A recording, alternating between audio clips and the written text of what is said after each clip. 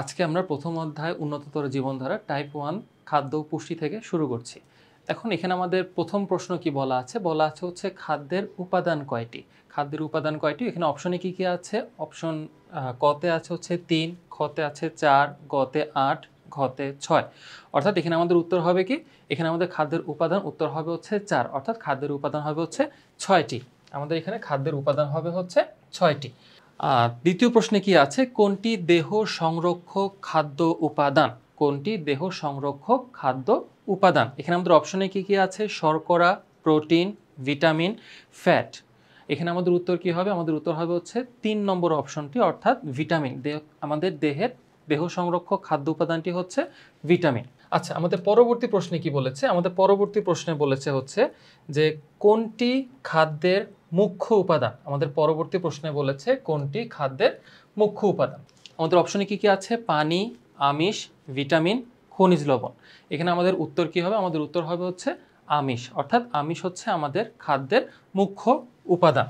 কেন? কারণ হচ্ছে কি, দেখবেন আমাদের বইতে আমাদের মুখ্য উপাদানের তিনটি উপাদান দেওয়া, আর হচ্ছে আমাদের সহায়ক উপাদানের ক্ষেত্রে 4টি উপাদানের নাম দেওয়া আছে।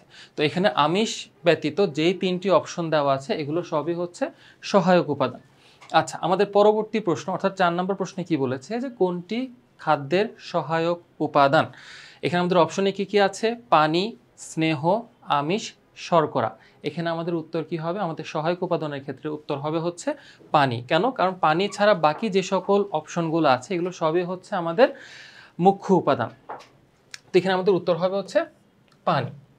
আচ্ছা, আমাদের এর পরবর্তী প্রশ্নে কি বলেছে যে দেহ পরিপোষক খাদ্য কোনটি? আমাদের 5 নম্বর প্রশ্নে বলেছে হচ্ছে দেহ পরিপোষক খাদ্য কোনটি।